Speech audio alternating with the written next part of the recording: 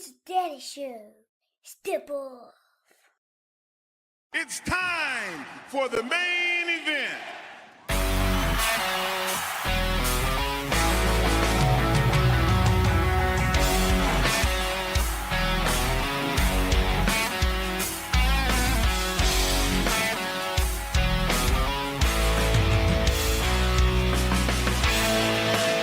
Hey, what is up? Welcome back to the Pro, folks. Thank you for tuning in. Ladies and gentlemen, my name is Tom Clark, and this right here is Tom Clark's main event. What's up, kids? Welcome back to the program. Good to see you. I got to be honest with you, this light's doing nothing for me. In my office space, I have like the, not LED, but the old fluorescent bulbs, yes. It's not agreeing with my skin color because right now I'm looking a little dead. I'm just saying. I'm kind of looking Undertaker-ish up in here. So, yeah. I'm not quite as tall, and I definitely don't have his politics. Hey, look out. Anyway, happy Friday to you. Good to see you. Tom Clark here, episode number 312. Can you believe it? We are rolling, Jack. We're doing what we do here on the show. Very good to have you all on board. I'm going to do something a little bit different this time. You know, what I was going to do was bring out the Tom Clark's main event dancers. They're over there waiting in the wings. They've been tuning up. Hang on, girls. Hold on. There's guys in there too. I'm not sexist. Dancers can work from all walks of life. No matter who you identify as, you're welcome to be a dancer. You know what I mean? Maybe next week. To feed and clothe these people, you have no idea. I don't have the budget for this. I keep threatening to bring them on, and every week we just don't have the time. So unfortunately, we don't. But we do have a guest who's pouring himself a beverage, and I'm giving him time to finish because I don't want to bring him on and mid-pour him go, oh, like that. It'd be caught in the moment. Ladies and gentlemen, you know this young man from the Untitled Wrestling Podcast. You'll also know him soon from a brand new little podcast that we may reveal here today. Uh-oh, maybe not. Who knows? It depends on what kind of mood I'm in. As you can tell, I feel great. I'm in a good mood, Jack. I got stuff happening this weekend. I got stuff happening today. I'm all good. Let's bring him on. Ladies and gentlemen, please welcome the one and only from the Untitled Wrestling Podcast, a great friend of the show here, Mr. Jay Luft. Jay, what's going on, my friend? Good to see you. Hello, I'm good. I'm very excited about this new project. I am too. Which I realized I've got the background of still. Oops. You know what? It's no big secret. Well, I actually broke it on the show last week because I said on the air, I was thinking about doing a Ted Lasso podcast. Kids, if you are in the audience watching the show today and you are a fan of the Ted Lasso, boy, have I got news for you because Jay and I and a gentleman I just met actually 30 minutes ago named Joe, he's going to join us. We're going to straight away put something in the comments about that. Has he really? There he is. Joe's going to join us on the show. Yeah, we'll save the title for you. But how about that? It's going to be a Ted Lasso podcast. When it gets closer, I'll reveal the title. We'll show you some graphics, and we'll go from there. I'm very excited to get this done. So if you guys have never watched Ted Lasso, get the Apple TV. Please watch it. Or if you wanna, you could watch it and then listen to the show that corresponds with it. That might be fun. I'll let you know when you can start watching. And if you've watched it before, you can just watch it again. How about that? Let's say our hellos. Ray All Day is in the house. Hello, Ray. Sandy in Germany. Guten Tag to you, sir. Sugar Shane, what's going on? Good to see you. Jamel in Vejas is here. What's up? How are you today? Let's see who else we got here. Chad, where are you? There he is. Chad, too bad. We are going to talk about some collision today. Trust me when I tell you that. Will, happy Friday to you as well. Also, Tim is heavily campaigning for Ray to be on my show. He is heavily campaigning for Ray to be back on the show. Ray, your biggest supporter is Timothy Gonzalez. Happy Father's Day to you, sir. Good to see everybody here. Before we get cranking here today, kids, if you will, please share this feed. Share the show on your Facebook page. It would mean loads to me and Jay. That'd be awesome of you. Please, it'd make my day. It'd make me happy. Don't you want to make me happy? My only goal in life is to make the audience happy. I lives and breathes for it. So help a brother out, would you? Spread the word. Spread the good word of Tom Clark's main event. Hi, we'd like to tell you about Tom Clark's main event. Knocking at the door with my shirt and tie.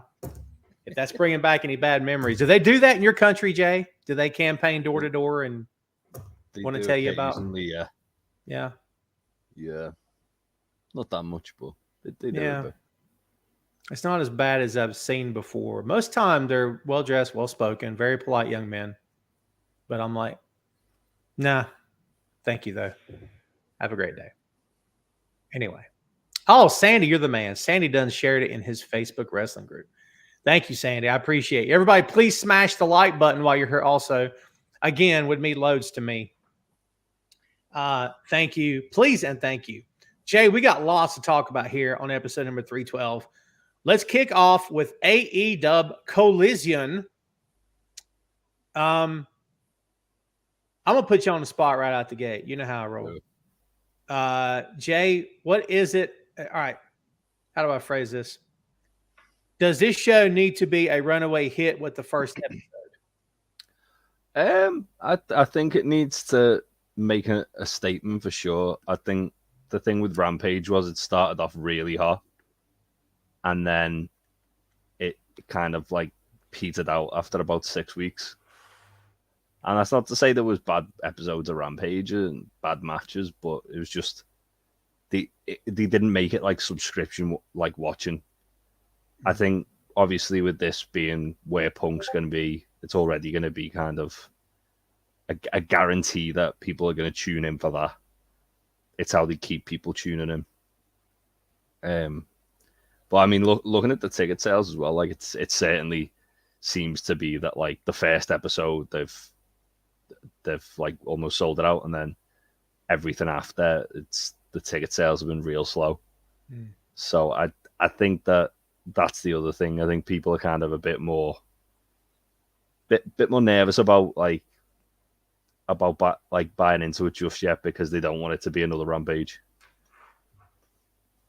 That's the fear. And we've heard for years, not just now because they're going to do it on Saturday. We've always heard for years that Friday night's a tough night for television. Saturday night's almost impossible. I saw Jonathan Coachman had something to say about it a month or two back. Made the comment that I guess that he meant, and we as in WWE, had tried a Saturday night show and it didn't work out. And he wasn't like, being all like that about it, but it kind of felt like, you're probably a WWE guy anyway. So I didn't get too bent out of shape over that. Do you think that Saturday night's a tough night, right? I don't know. WWE run all the pay-per-views that like Saturdays now, don't they? So it can't be like I saw a really good point made where it's like a Saturday night is easier to kind of accommodate for people because obviously they don't have to like move around like work commitments and like other stuff. They're largely people who work like a 9-to-5 job are free on a Saturday evening. And I know it's going to be easier for me to watch on a Saturday evening with the time difference. That's for sure. Yeah, I'm very excited for it. They've literally just announced the commentary team for it as well, which has got me more excited. Tony Khan put a tweet out about half an hour ago. It's going to be Kevin Kelly, Nigel McGuinness, and JR. You had me at Kevin Kelly. Yeah, same. Kevin and Nigel are a good team from Ring of Honor. Oh my God. Yeah. Kevin is fantastic. Always fun. Yeah. In sort of smaller doses these days, but still. There's nothing like salty JR on your commentary team. Yeah. I feel like if they get him out for the last hour, he's gonna do a good job. Well, he's not too sleepy. He's just happy to be there. Old and cranky JR. I go back to that when they were first putting AEW together, and they were talking about Jim Ross and was it Cody that had that sound bite? It's the best sound bite ever. And he says, "Why are we bringing in Jim Ross? Because he's effing Jim Ross." And it's the way he says it was like, "What are you, an idiot?" And I'm like, "I'm sorry, I agree. People can argue all day long. He's lost a step, Tom. Jim Ross is still with us, and he can call matches. And if he's willing to do it, and wants to do it. How do you not have him do it? Like, I think as I say, like, keep him in small enough doses that he can like remain interested, because I don't think it's so much a case of him being bad at it. I think you can tell, obviously, he's older. He gets tired easier because time's catching up to him. You can tell he's like later in a show, he's not enjoying it as much. He's not as invested, and he'll stumble over his words a bit more because he's tired. That's a fair thing. Get him over the last hour. I think that's great. A great way to kind of get people sort of tuning in the second hour. If they're going, oh, JR is going to be calling like the main event of this, I want to see that. Sure. But yeah, I think that's a really strong kind of commentary theme to have around them. 100%. We'll see how that bit goes. I'm looking forward. Again, I'm a big Kevin Kelly guy. The work he's done with awesome. Japan has just been bang up. Great job, and busy. He might be the busiest commentator in wrestling right now, honestly, because he does travel back and forth to Japan. Let's talk about this show, Collision. I do fear that tomorrow night the ratings will be very, very good for them on a Saturday night. But I do fear that, and I'm going to say go off a cliff, but that's not to suggest the show won't be good moving forward. I think a combination of the time slot and are you going to fatigue the fans at some point? I don't have an answer to that. These are just questions. I don't know how I feel about all that. I think anything's possible, but I don't necessarily want anything. I definitely don't want to see anything negative to happen for them. But do you think that this card, and do they have the ability with subsequent cards without Kenny and without the Bucks and without Paige? Do they have the firepower to load it up and make you watch it? I think they do. They've only announced one match, haven't they? Well, technically two, I guess, Miro as well. But I don't think they've. I was trying to find the card before we started. I couldn't see anything. But obviously they've got that big 6-man. Yep. Like I think Punk's going to be like the kind of selling point. They've said Miro's coming back to action. They did announce Buddy Matthews versus Andrade, didn't they as well? Which, yes. Again, that'll be a fun match. It will.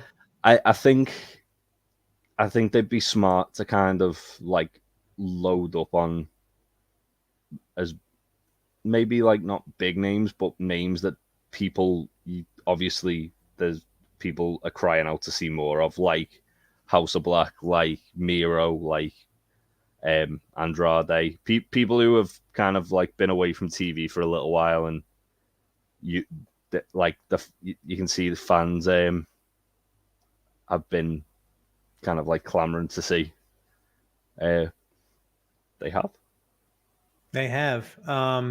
So we've got the 6-man, of course, with Punk, FTR against Bullet Club Gold and Samoa Joe. We've also got Wardlow versus Luchasaurus. Oh God, yeah. Sky Blue and Willow Nightingale against Ruby Soho and Tony Storm. That'll be fun. I'm gonna tell you right, if you're not a Sky Blue fan at this point, I feel bad that you're so stupid. She's so great. She's so great. So great.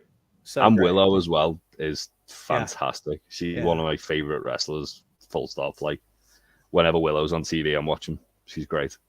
Yeah. I mean, it's again, kids, whether you're watching now or after the fact, or listening after the fact, whatever that looks like, if you're not giving this company a chance, you're doing life wrong. That's not because it's the best company in the world. No one's saying that. But watch it for no other reason than the talent they have. It's off the charts, man, how good a lot of this talent really, truly is. Jeffrey says they should have put it on at 6 p.m. Eastern, so not to conflict with other wrestling pay-per-view or WWE pay-per-view. I mean, one thing with that is that the next WWE pay-per-view is in London. So it's not going to be conflicting with it.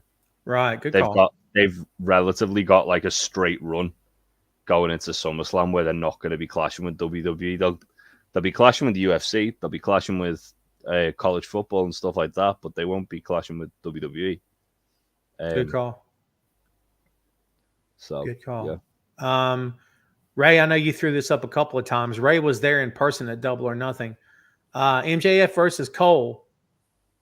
I I mean, they're going to come. They're going to come back to this. Obviously, I mean, it's not going to be a one and done situation. It can't be, right? I mean, or do you think it was?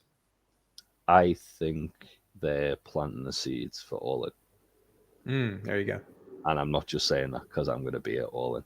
Ah, I think they did a really, really good job here of making Cole feel like he's on MJF's level. Obviously, they went to the time limit draw, and MJF refused to give him 5 more minutes after pretty much throwing the kitchen sink at Cole as well. He literally did everything in his arsenal. He tried to take every shortcut he could, and Cole had an answer for it. And then obviously MJF just took his tail between his legs and ran. I think this is a match that could main event Wembley, or could be very high up on the card if they happen to have anything that's bigger than this. I think this is definitely MJF's next world title feud. I agree. Actually, I think that's a good point for sure. We've got some other comments here. Timothy says that was great about AEW. They build, I guess you mean homegrown stars, which for a lot of respects you can say that, because a wider audience wasn't familiar with a lot of these folks until they showed up on national television. Gene's good to see you. Hope you're hanging in there. All the best to you. Gene's been going through a tough time, kids. Give her your best as we're all here. I know she would greatly appreciate it. Tina, glad to have you back on the show. Good to see you. Chad Too Bad's throwing us out a question. This is a good one because a lot of people are talking about this. What do you do with all the wrestlers who were in Dark and the other shows canceled? House shows, maybe, just asking your opinion.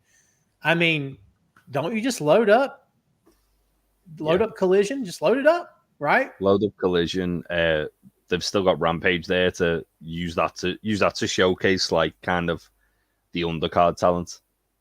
You can do it where you have a sort of one or two high profile names on there, but have it with guys that you and girls you want to put a bit more of a shine on.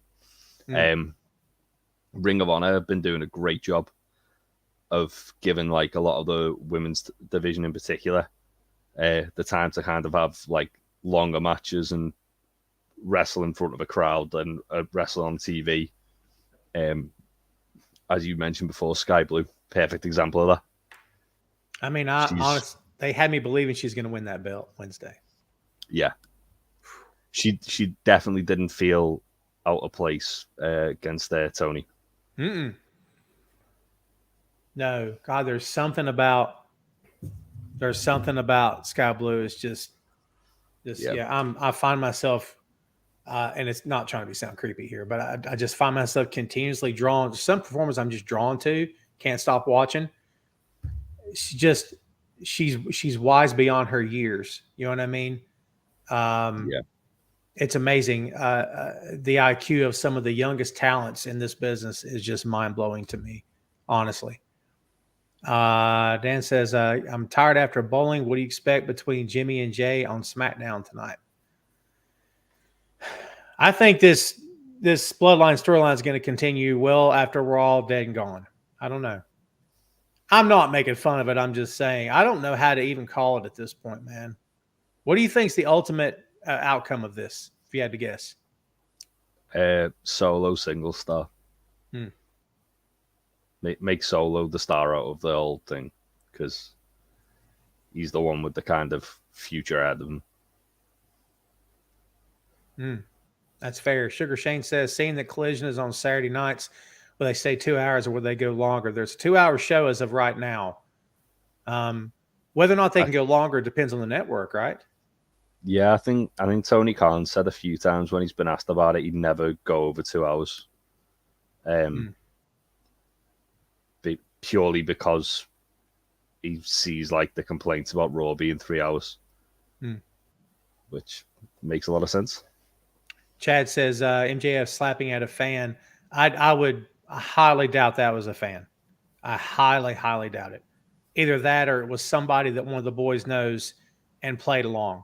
Don't quote me. I don't know that for a fact, but I just don't think you I don't think it's wise to do that with anybody in the crowd, because for all you know, that guy could suddenly snap, or he could take a shot back and then it's a fight. I firmly suspect that was not an actual fan that MJF did that to. So, yeah. maybe That being said, he did have that massive security guard with him when he did it. That's fair too. Yeah. So the guy's not going to do anything back to him because he's going to get tackled before he can even try. That's fair too. The biggest story of tomorrow night, Jay, of course, is the thing that you and we've all been talking about it for 6 effing months. Is the return of Punk. And we can't gloss over it. We can't act as though it's not happening. We're talking about Collision, for God's sake. The AEW interview with Punk has come out on ESPN. I don't know how I'm feeling about this. I'm going to quote some lines here, folks, so bear with us here. Quote, "I know pro wrestling is absolutely the most bizarre form of entertainment on earth, but to me, I treat it like a business, and I treat it like the television show that it is. So y'all haven't seen me since I won the belt. I'm coming back. Tune in to find out exactly what I have to say. I'm picking up right where I left off." End quote. What do you take away from this interview, Jay? Does he sound... Is he working a little bit? Is he pensive at all? I mean, does he get it? What's your takeaway from this? So I read this before we started filming, and it feels like he's kind of saying one thing, but then he's acting another way. So he's saying, "Oh yeah, I tried to make amends with everybody, and they lawyered up and that." And he's like, "But that could have been because the third party said that you're not allowed to talk to one another." But then he's straight away like taking shots at Hangman and acting like he was almost like he was playing the victim, like saying, "Oh yeah, Hangman was working really stiff with me. He hit me really hard. I felt scared in that match." It's like, "Oh, shut up. Just like, you're meant to be wrestling Kenta next week. Like, I've got news for you. If you think Hanger's stiff, wait till you meet Kenta." Like, I don't know. I think the best thing for everyone involved in it is to just all get together in a room, sit down and talk it out like grown-ups. Have like Arn Anderson and Jericho and someone else who's like quite a good kind of like mediator in a situation like this. Just make sure that it doesn't devolve into like just a he said, she said thing, and just talk it out. Then you don't have to work together. You don't have to be best friends, but I think it's a lot less of a toxic environment than splitting up the entire roster based on the fact that like this top guy and these top guys fell out. The fact that you got the most popular and the biggest star on your roster, arguably, next to Jericho, can't play nice with others. Well, there's the fact as well they're going to be in the same building together like the week after next anyway for Forbidden Door. Good call. Good call. Going back to the Page thing, if anyone needs their memories refreshing, Page said on TV when all this was going on, quote, "You talk a big game about workers' rights. Well, you've shown the exact opposite since you got here. I love this place. I care about this place. This is my home. And this Sunday, Double or Nothing, I will not be defending this championship against you. No, for the first time in my life, I'll be defending All Elite Wrestling from you," end quote. According to what was said in this interview, and according to what Punk said, Page told him that he said what he did because Punk had AEW wrestler and coach Colt Cabana fired from the company, or at least tried to. Punk denies this, said he didn't tell Khan to fire anybody. I don't know what to make of that. Punk answered in this interview, quote, "And I proceed to have what I think is a garbage match because I'm trying to protect myself on stuff instead of actually just working and trying to put on the best performance I can. I'm keeping an eye out. He chopped me in the mouth one time, and I'm just like, okay, did you do that on purpose?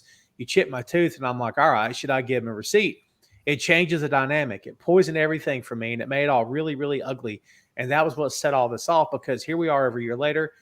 and ain't blank been done about it, end quote. I will take his side on this because,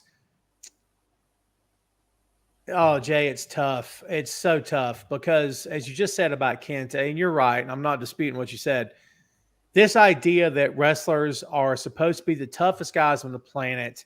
And, we've heard stories of the 70s and 80s of, Cowboy Bill Watts and the old UWF. If you got your butt kicked in a bar, you lost your job because he couldn't have his wrestlers not being tough guys in public. And that's a true story. So, but at the same time, Jay, these guys have to work again tomorrow night. And if you decide I'm going to be stiff with him, okay, but did you talk to him? Did you try to talk it out first? Did you go to him like a man? And I'm not saying Punk didn't, I don't want to say the word deserve, but had Page just went to him first and maybe they tried to clear that air. It sounds like none of that happened. But even then, like, Hangman's already got a reputation for work, like being a stiff worker. Like, you can tell just looking at his style that he's a stiff worker. It's not hard for Punk in that situation as the veteran to turn around and go, lighten up a little bit, like loosen up a bit, like you hit me a bit hard here, like, and then Hangman would probably, being the professional he is, go, oh, sorry, and just at the end of the day, Punk's acting like, in that situation, Punk's acting like he's like Hangman's the veteran. And he's like some like kid who's new to the business. The way he's talking about it, it's like Hangman seems like a really nice guy. He seems like a nice enough guy that if someone says, can you like lighten up with the hits a bit, you go, oh yeah, sorry. Yeah. So I feel like Punk's being a bit dramatic there. That's fair. I can't argue that point. That's 100% fair. As the veteran, look, kids, what don't you know about pro wrestling and how it works at this point? We probably all know everything, or at least we think we do. The veteran calls the match. As it has been for years, the heel calls the match, okay? Unless the veteran is the baby face, all right? And then that baby face has two options. He will still call the match and choose to give the heel all the spots, or he will allow the heel to call the match. And a lot of that is up to the two guys in the ring. It's their call. The promoter can tell you what he wants, and if it's a John Cena or it's a Roman Reigns or if it's a Kevin Owens or if it's a John Moxley, that guy may choose to say, you know what? I'm letting Jungle Boy call this. Jungle, you got this? All right, let's go.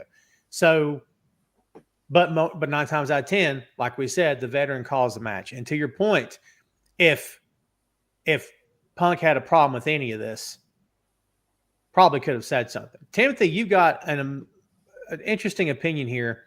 Punk turns heel at the end of Collision and joins Bullet Club Gold.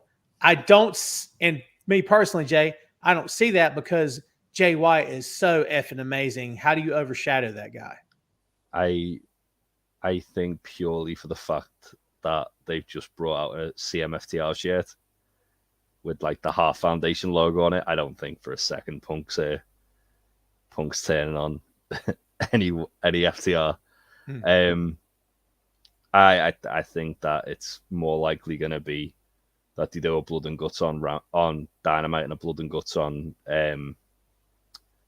Collision, and it's Punk, FTR, and Ricky against Bullet Club Gold.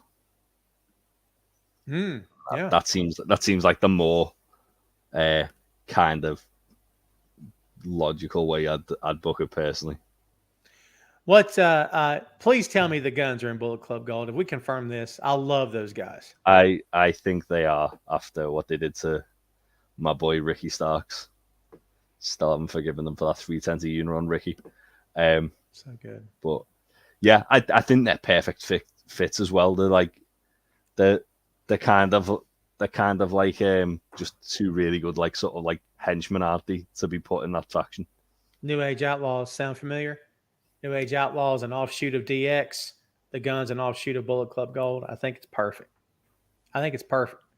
CRP's in the house. Good to see you, my friend. Josh is here. Who else showed up? Eric Jackson's in the house. There he is. Good to see you, man.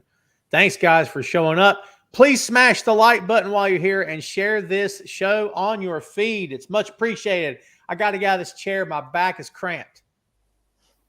That's the perils and pitfalls of sitting at a table all day long. Who am I to complain?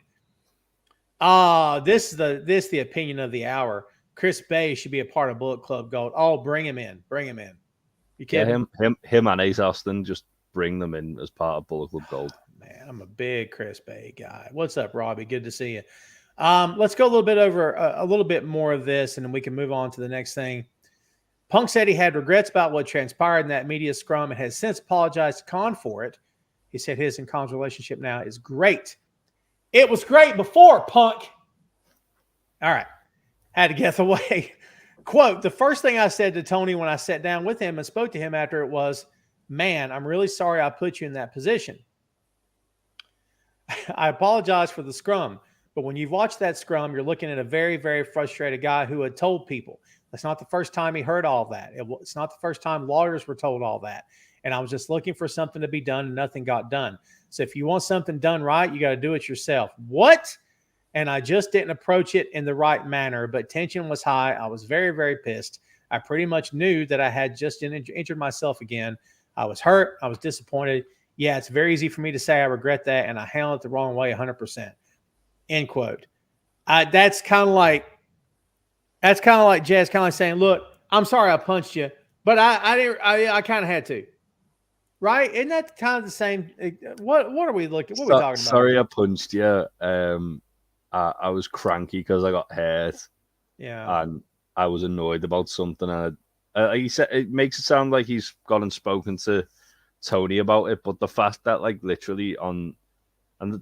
fact that 9 months later we're still talking about this is ridiculous in itself. Which he does actually say in that interview. He says that like in most sports it would have been like a sort of storm in the teacup thing. Like day after people stop talking about it. In wrestling, it's like that just the whole time until it's like addressed. People seem to want to talk about that. He literally, like, in the whole thing said, my door's open. They went to his door and then he reacted like that. So his door's not open. Like, he can say he said what he said, but when people have gone to talk to him about it, when he said, I'm annoyed, and he started throwing hands, then clearly he needs to like kind of rethink what he's saying. And I think I know I said this to Phil. Can't remember if I said it to you on the show. I'm glad he's coming back for the biggest reason, and it's purely from a selfish standpoint. Because all those rumors that were going around about he's talked to WWE or they reached out to him or Triple H are going behind closed doors and no one knows there's texts we don't know about, whatever. I'm glad they brought him back, and I'm glad they're giving him a show, and I'm glad they're welcoming him with open arms, because if this doesn't work out, if it's by his own hand, if he is ultimately the one to blame, then when he does go back to WWE, and he will, to have the platform, and they let him drop a pipe bomb, WWE diehard fans are going to believe everything they're told. No disrespect, kids. No disrespect. They're going to believe everything they're told. The other fans in the audience are going to be like, that's not what happened. That is not what happened. Okay? So I think for Tony Khan, this is absolutely the best move, because at the end of the day, he can wash his hands of this guy and say, I did everything I could. I brought him back. I gave him the stick. I let him run, and look what he did. And honestly, let the guy dig his own grave. Yeah, I think as well, like him coming back and messing it up himself is kind of like the biggest sort of Vince was right when Vince was like, oh yeah, I wouldn't bring him back. He's difficult to work with. It's the biggest proven everything that was said about him, right? If, as you say, if he like messes this up now, and they're literally like bending over backwards to keep this guy happy, keep this guy around. Like he's in a position that so many people in that company would like kill to be in. I'm not talking about like people lower down the card. I'm talking about guys like high up the card, like guys who have been in the main event picture, guys who have been around the main event. Like Adam Cole's a good example. You could put an Adam Cole in that position, and he'd kill to be in that position. He's making good with what he's got. I mean, he's about to enter a world title feud, so he's doing all right. But you know what I mean? You could build that show around Adam Cole, and Adam Cole would be an absolute pro about the whole thing. And he'd like same with Hangman, same with anyone else on the card. It really does kind of like have to be. This has to be like it do or die for Punk. It can't. He can't have any more like chances after this, I think. No, you're right. CRP says, I'm glad he's coming back and hopefully makes good for a good show. And that's coming from very anti. See, Chris, you know what I like about you? You are, as a lot of us are, open-minded. We're not, I don't talk to, well, you guys should know, Jay, you know. I don't talk to people who go, this is how it is, period. Then I got no time for you. I like open-minded. I like conversation. I don't like, this is what the truth is and shut up. Well, then don't talk to me because you're wrong. At the end of the day, whether you're right or wrong, you look like an idiot because you refuse to look at both sides and you won't keep an open mind. So I appreciate you. And Shane echoes what you just said. This has to be CM Punk's last chance. A-Dub has too much young talent to be concerned with a washed-up wrestler. Shane's not a Punk fan, Jay, with a grudge against the industry that gave him his celebrity status. But Shane, I not to play devil's advocate, because I feel like I do that with you a lot, and it's never personal. I hope you know. Punk did a lot to earn that status. He bled, sweat, missed time with family, was on the road. He worked hurt all the time, had a staph infection that could have killed him in the other company. He earned what he has. Let's be honest. But I can see where frustration is coming from with fans about this guy at the same time. So, there you go. Tim says, I wonder if ice cream bars will make an appearance on AEW Collision. Everyone's talking about that. I kept the wrapper from my one at All Out in Chicago when he came back. So, I kept the wrapper. It's in my drawer. So, speaking of something else that's happening very soon, a little show called The Forbidden Door is happening. We got 4 matches now, Jay. We had 2. Now we have 4. We got Kenny Omega versus Will Ospreay, Bryan Danielson versus Kazuchika Okada. Of course, that's enough for a show, for my opinion. Yeah. We now have MJF versus Hiroshi Tanahashi. I think this match is going to be lights out phenomenal. What do you think? Yeah. I think that MJF's obviously playing down New Japan, so naturally they put him against Mr. New Japan. And Indy Fed. Yeah. I think MJF, whenever he's in a position like this, he's going to...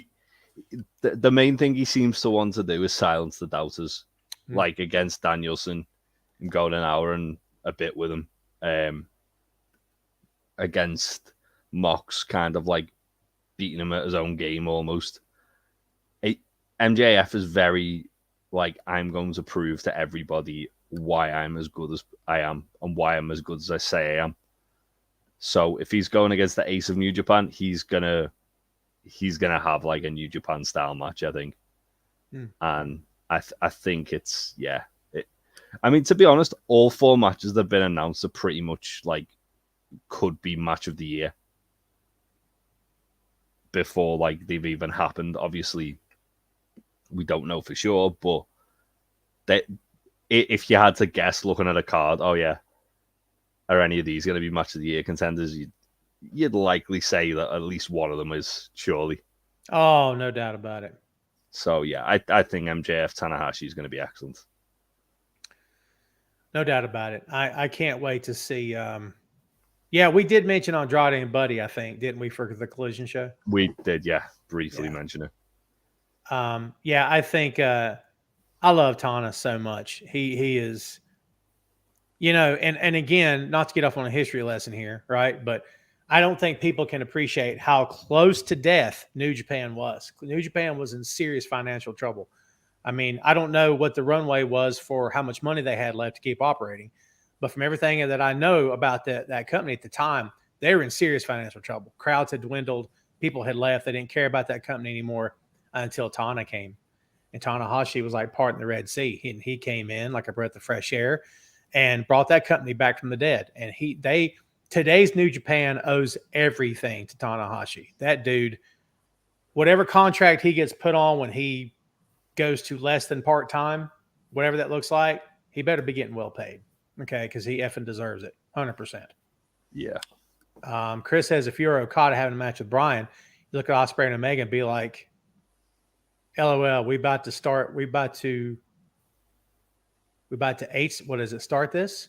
8-star this. 8-star? Yeah. 8-star. 8-star? I apologize, Chris. It's been a long week. We always talk about here in the States about try following that one up. Try following that. I wonder if the Japanese guys have the same I'm going to steal the show attitude, or if they just go and just kill it because they kill it. You know what I mean? I wonder how much competitive fire. I'm sure there is. Yeah.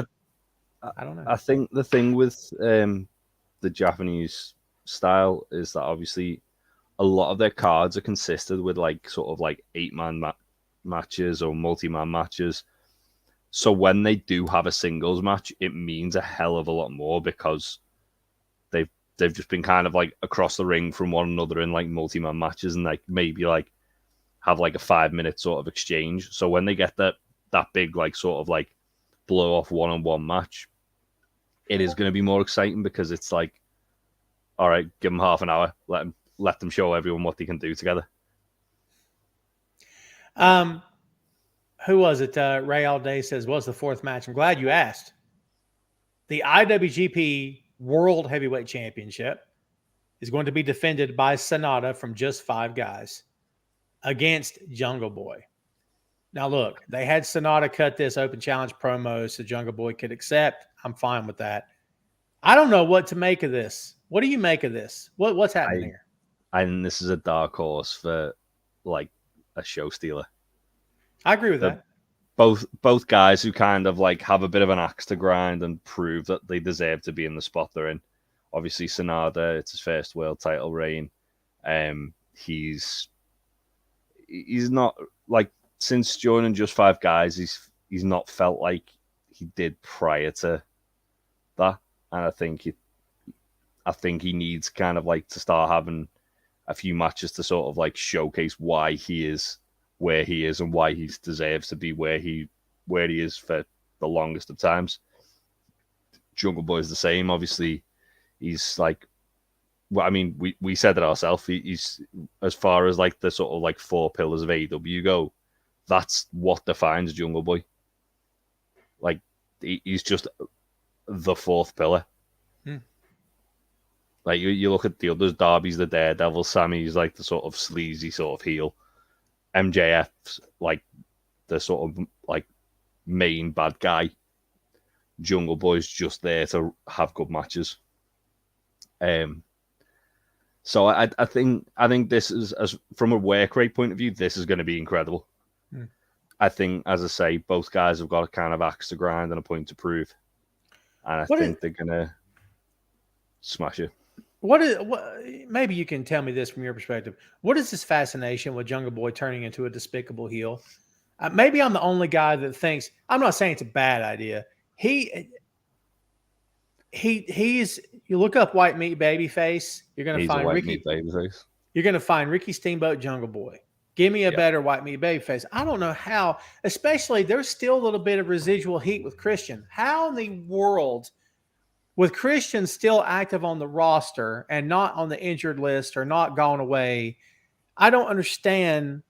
What's this need to see Jungle Boy turn heel? I think it would be compelling. I think he's a guy who's got really good range. I think he could. Yes, Alex Shelley. Sorry, just saw that. Yeah. Yeah, I'm very happy with that. Jungle Boy could be a really good heel, but as you say, he's white and he's babyface. Like, why would you turn Punk heel, Jungle Boy heel when he's probably the most natural babyface they've got in the company? Mm-hmm. And it's hard to do. The hardest job in the locker room is the babyface. Babyface is always the hardest job because a heel can do anything and still be heel. If a babyface trips over his own feet through the curtain, he's going to get laughed at. I don't care who you are. They're going to go, ho, ho, ho. A heel can do it, and it doesn't matter. A heel can screw up his promo, doesn't matter. Heel can do anything, doesn't matter. Being a heel is so much easier than being a face. If you had a bad day, awesome. Take it out on the crowd. You're good. You're solid. It's not, I'm not going to say it's not hard. It is not as hard, trust me, to be a heel versus being a babyface. Because a babyface, you can't have a bad day. You can't screw up in the ring. You can't flub your lines. You have to say ridiculous things out loud that grown men would never say to each other. And you have to have the crowd going, yeah, what he said, all right, and support you when a lot of it is the hokiest stuff that you would ever say out loud. A heel can say anything, and it's okay because he's going to get booed regardless. I mean, it's two different things. I think the thing as well, like, it's all well and good people wanting to see him turn heel. But what if they do turn him heel and it doesn't work? And it doesn't work. Then that's surely a bigger issue than the fact that you've got like a natural babyface who is a great wrestler. People enjoy watching him wrestle. It's just maybe he's not like really got much of a character. And now you threw it out the window. Yeah, look at prime example, Austin at Mania 17. He didn't need to turn heel, and WWE turned them heel because they were running out of ideas for him, and it backfired massively. Like it single-handedly killed the kind of like wave of momentum they were on at the time.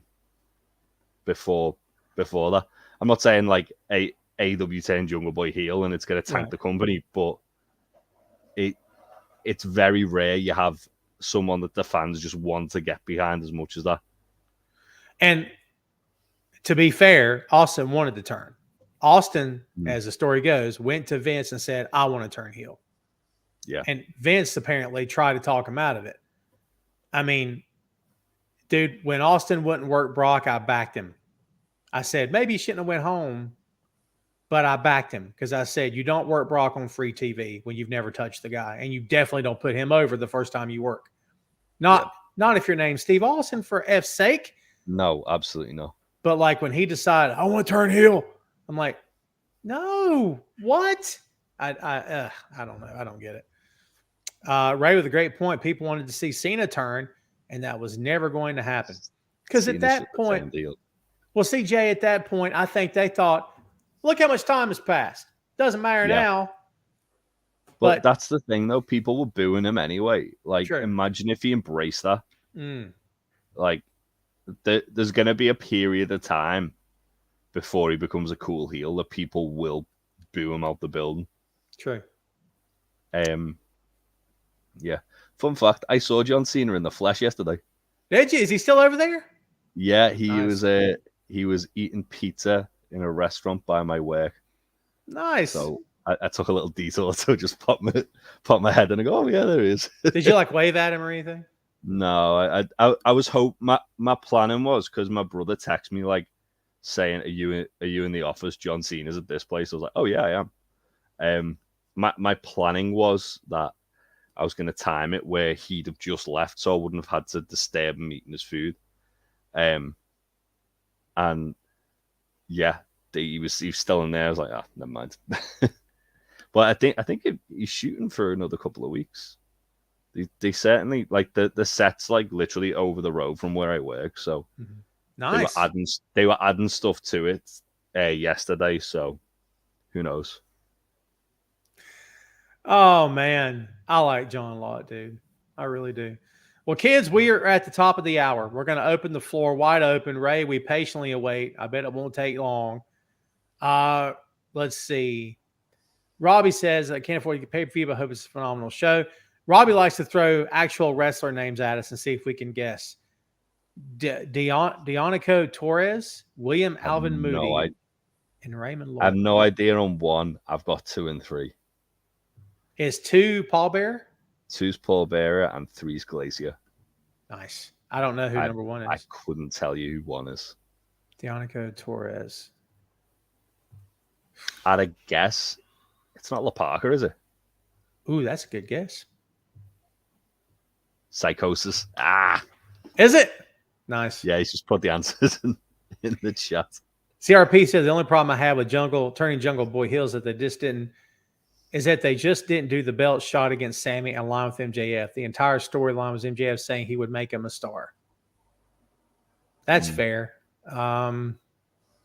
I think I'm as I said, I'm not against them turning Jungle Boy heel. I think if they do it right, if they like that, like where he aligns himself with MJF, sort of like selling his soul to the devil to try and become successful, and like you could have it where off the back of that he wins like the TNT Championship or the International Championship, that would work.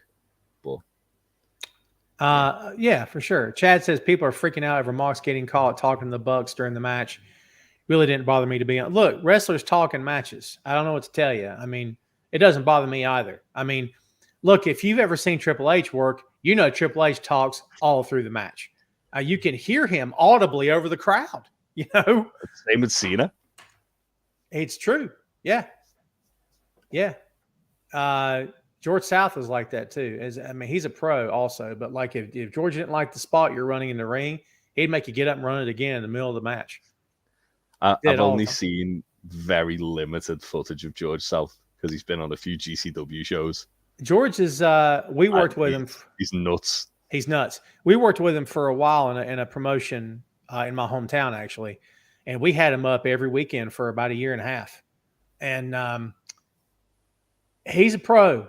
I mean, this guy bumped for Flair and Dusty in their prime. He knows how to work. So he's been around a wrestling school for years, taught his son, taught some other people.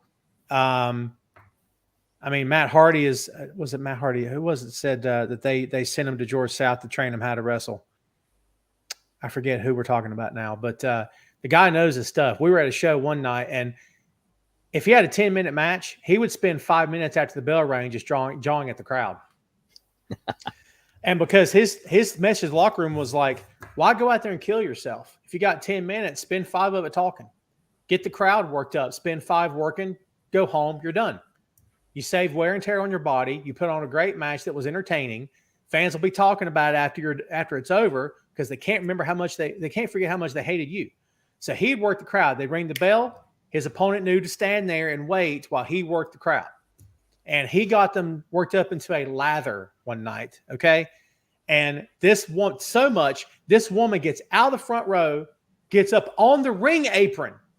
I'm at the commentary table, and I'm like, she's on, dude. And I'm yelling to get security over there, right? So they go up, and he's in the ring going like this, like put him up. Yeah. So they get her off the ring. And they escort her. I don't remember if we let her out, but we're trying to calm her down. You have to sit down. You can't do this, you know. And he gets the mic and he says, "Uh-oh, you got in trouble." And he's yelling at her. At that point, we're like, George, you got to stop now. We're trying to calm her down. Such good stuff, man. Ray is here. Lil Jon or KRS-One? Lil Jon all day. And part 2, Pete Rock and CL Smooth or Mobb Deep. Pete Rock and CL Smooth. This is an easy one. And if Adam Cole came to your house with a new massage chair for you to enjoy and invited you and your family to go go-kart racing and said you can bring a friend and had an extra chair, could I have and could I join? And later wanted to take you out for grits and got coffee, could I join as well? Oh, that's a lot to unpack. I'm going to say Lil Jon, Mobb Deep, yes and yes. Ray, once again, my friend, you have hit us with something great. CRP said, Jimmy Jacobs as a producer, I think it is a great hire for AW. What do you think about that, Jay? Hell of a hire. He's responsible for Jericho's list, isn't he? It was his idea. I think you're right. So, yeah. I forgot that. He's just a really good man for the business anyway. I hope he comes out as the zombie princess and has a match once every now and again because he's still got it. He can still go. Mm, He had a really good match in GCW over WrestleMania weekend with Kevin Blackwood. nice. They tore the house down. So, yeah, really, really good signing. Tim, I've not got tickets to Collision in Greensboro. I've been thinking about it. I've not done it yet. I may still do it. Vic, we have heard that, yeah, we led off the show today. It was like the second segment. We talked about the Punk interview with ESPN. Yeah. Thank you, though. Chris the K says some people commented they might use a weird name and have him be a jobber, but I don't see that happening if it does happen. Who are we talking about here? Oh, I see. The rumors of WWE interested in Hook and Taz. I saw the thing about Hook. Yeah, it was on Fightful Select that they covered it. That like there was interest. I think the reasoning behind that could have something to do with that Cody trained him, and obviously he's probably putting a good word in. He might have an idea of when his contract's up. Maybe just kind of like floated it out to Triple H. I think the main thing with WWE at the moment is that are they still on the kind of hiring freeze from the takeover? I thought they weren't bringing anyone in until like that takeover was finally done, which could be like later in the summer. Maybe so. Jeffrey says Kevin Kelly, Nigel McGuinness, and Jim Ross have been announced. Yes, we did cover that for sure. Yeah. I haven't heard anything about O'Reilly. I imagine he's on the mend. He's on the comeback trail, but I could be wrong. Tony said something after it might have been Revolution, saying he wasn't far off. Mm. I honestly wouldn't be surprised if he got announced as like if he came back as the Joker in the Owen. Because they usually have like a Joker pick for each like bracket, don't they? The men's and the women's. Mm-hmm. I wouldn't be surprised if Kyle O'Reilly returning was. Hopefully, I mean, he's been out for a long time, hasn't he? Obviously, he had neck surgery. Oh, yeah, I think you're right. Yeah, hope speedy recovery. Can't wait to see him come back. Let's see. CRP says they just signed like 8 football players, so I'm assuming they're going for big dudes to NXT. I mean, they're still doing that. We signed dudes that watched wrestling when they were 10, and now they're going to be wrestlers. Look, whatever. It's fine. We know who they want. We know who they're going for. You know what kind of remember back when they decided, hey, let's hire talent.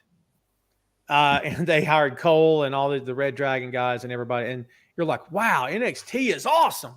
And now they're back to, are you an athlete? You want to maybe learn how to wrestle? Okay. And then they hire them. And now they're doing that now. But whatever. I'm not surprised by anything. Meanwhile, New Japan sitting there with Ole Bolton? Yeah.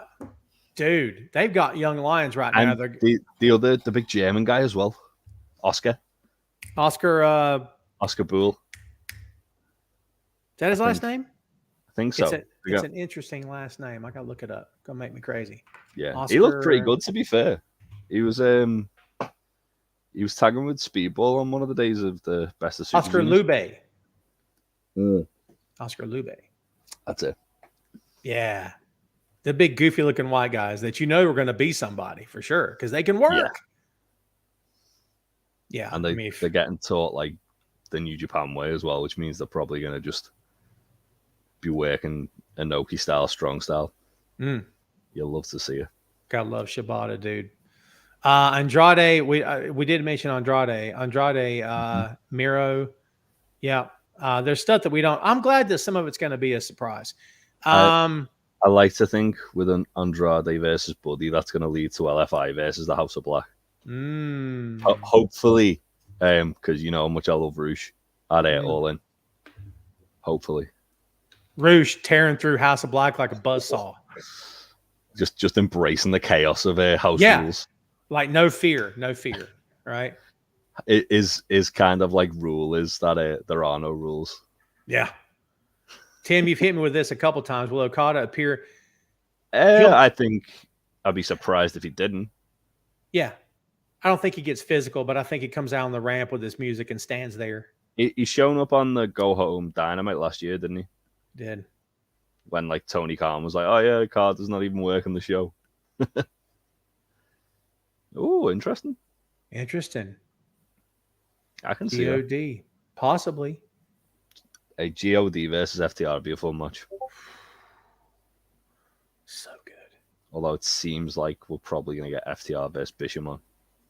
I love Bishamon. We'll be fine. My only issue is it's another Wrestle Kingdom rematch they put on the card. I don't want it to be like loads of WrestleMania rematches necessarily. That's fine. I get it. Yeah. At WrestleMania, Wrestle Kingdom, I should say. And I'm going to tell you something. Everybody at this point, if you're still on Yoshihatsu's back, get off it. Okay? I'm tired of it. No, he's not Mr. Charisma. But if Yoshihatsu is not proving something to everybody, I don't know what to tell you. You've got him just like, I don't want to say under the learning tree, but like absorbing the knowledge of Hiroki Goto, Ushigoroshi, and everybody. Yeah. So, yeah. I mean, anything with Goto is instantly better as far as I'm concerned. So Goto reminds me, it's going to be a weird comparison. Goto reminds me of Bret Hart so much.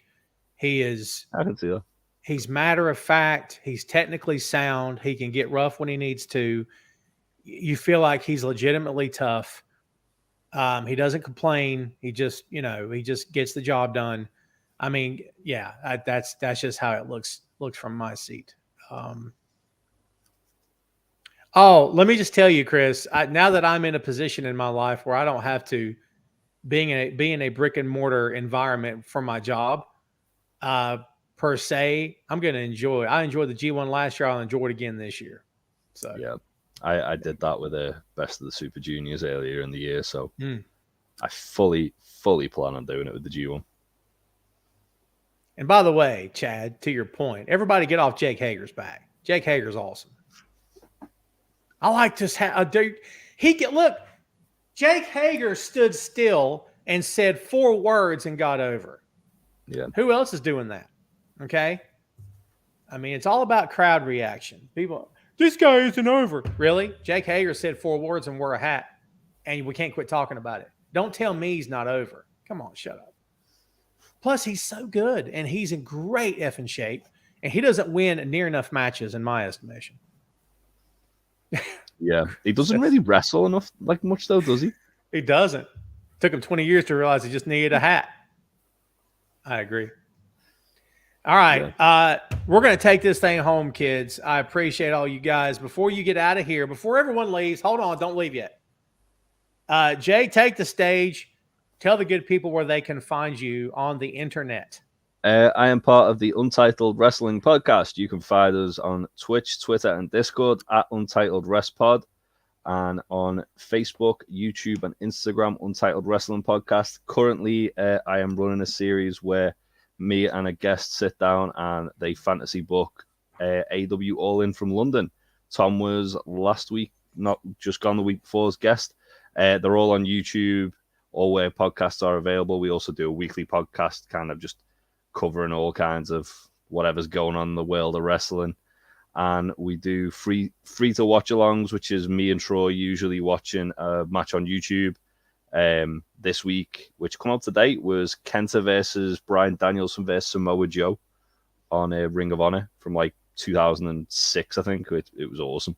But yeah, just go check us out. YouTube's probably the best place to get us. That's where we put most of our stuff on nowadays. Nice. I got through this up. Tim says, describe Ishii in 1 word. Brick walls 2. That was good. I was going to say brick. Yeah. Gargoyle. Yeah. He's like a gargoyle that's like clinging to a building. Do you remember when he worked Kingston on Dynamite, and Kingston thought it'd be a good idea to slide out of the ring and put his arm around him as if to say good match, and Ishii turned around like he was going to kill him? Yeah. And I'm like, Eddie is a pro. He should know. You don't do this on TV with the camera running with Ishii. Do it when you get through the curtain. What are you doing right now? Like, that guy is zoned in. I can't wait for him to run that back in the G1. Oh, for sure. By the way, yeah. Ishii, and by the way, has Ishii aged in 10 years? Because it doesn't look like it. No, not. I mean, he looks right. He looks the same all the time. It's crazy. Before we get out of here, let's you've got a great background there behind you, Jay. I have. Yes. So we have, again, if you just joined us, are you a Ted Lasso fan? I got a new show for you. We've got a brand new podcast coming your way very soon. It's going to be basically a rewatch of Ted Lasso. We're not going to watch in real time. There's going to be 3 of us, myself, Jay, and Joe. And we're going to talk about the episode, one episode at a time, 34 episodes planned, possibly with a preview and a recap. We'll see what the number comes out to. Less than 40, I imagine, for sure. The podcast can be coming your way soon. I'll be sharing details on my Facebook pages. There will be a Facebook page dedicated to it. There's already a Twitter for it. I'm not going to reveal the name yet. All that stuff is coming soon. I'll probably announce it live.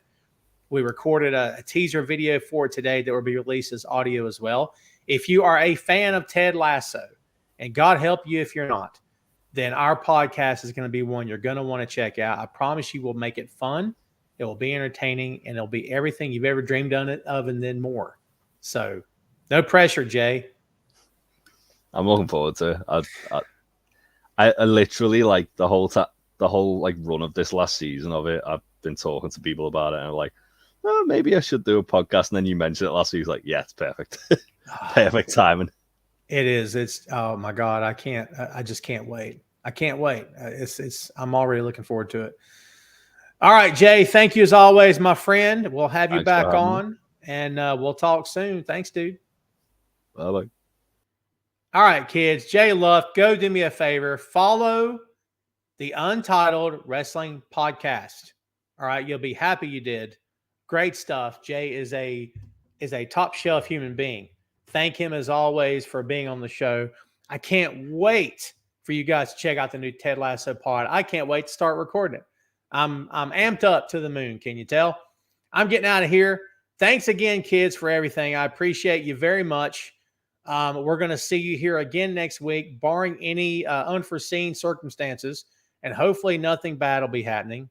Fingers crossed. All right. Again, thanks everybody for tuning in. Watch you some Collision tomorrow night. Let's all see how it goes.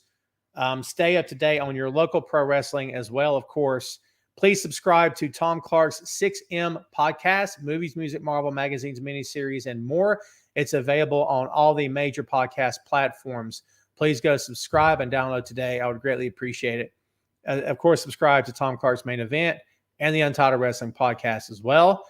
And again, keep your eyes and ears open. We will be revealing details of the new Ted Lasso pod very soon.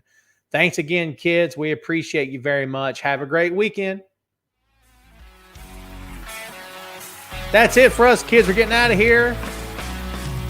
Tom Clark's Main Event. Good night, Facebook. See you next time.